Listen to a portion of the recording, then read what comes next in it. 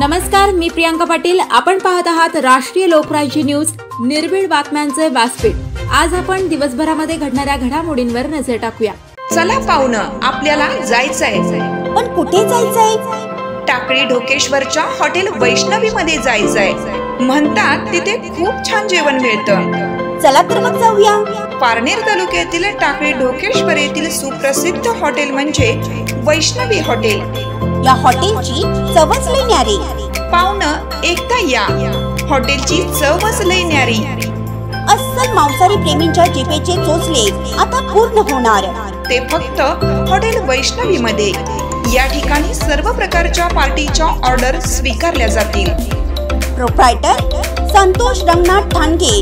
संपर्कासाठी mobile number 88 30 57 85 05। या हॉटेलचा पत्ता नगर कल्याण हायवे, पारनेर चौक, टाकळी ढोकेश्वर, तालुका पारनेर, जिल्हा अहमदनगर। ड्रायव्हरच निघाला सूत्रधार। कार थांबवून व्यापाऱ्याचे 26 लाख पळवणाऱ्यांना अटक। कार अडवून 26 लाख पळवणाऱ्यांना अटक। ड्रायव्हरच निघाला सूत्रधार। देगलूर शहरात 2 दिवसापूर्वी 26 लाखांची चोरी झाली होती। ही चोरीची घटना सीसीटीव्ही कॅमेऱ्यात कैद झाली। मोटरसायकलवरून आलेल्या 2 चोरट्यांनी एका 4चाकी वाहनातून 26 लाखांची बॅग पळवली होती।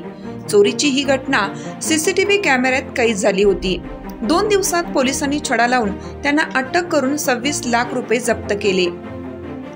देगलूर शहरातील व्यापारी गणेश अंचिलवार यांनी आपल्या कार चालकाला बँकेत पैसे भरण्यासाठी पाठवलं होतं, पण कार चालकानेच आपल्या सहकारी साथीदारांमार्फत ही चोरी करायला लावल्याचे पोलीस तपासात उघड झालं आहे। बँकेसमोर 4चाकी गाडी उभी असताना दोघे जण मोटरसायकलवरून आलेल्या एकाने गाडीचा दरवाजा ओढून पैशाची बॅग घेतली व नंतर दोघेही आलेल्या मोटरसायकलवरून पसार झाले। मात्र हा सर्व प्रकार सीसीटीव्ही कॅमेऱ्यामध्ये कैद झाला होता। या प्रकरणी 3 जणांना पोलिसांनी अटक केली आहे। तर पाहूयात सविस्तर वृत्त। आपले प्रतिनिधी रवी कुंटे या ठिकाणी जोडले गेले आहेत। नेमका काय प्रकार घडला तर बघूयात आपल्या राष्ट्रीय लोकराज्य न्यूज चॅनलवर। होती एका मुंशीने जवळजवळ 26 लाख रुपये चोरी गेले चाकू लावून अशी तक्रार करत होता। त्यामध्ये आम्ही त्यांच्या माहिती घेतली असता त्याची अजून चौकशी केली असता त्यानेच तो बनाव केल्याचा निष्पन्न झालेला आहे आणि त्याच्याकडून ती रक्कम निष्पन्न झालेली आहे।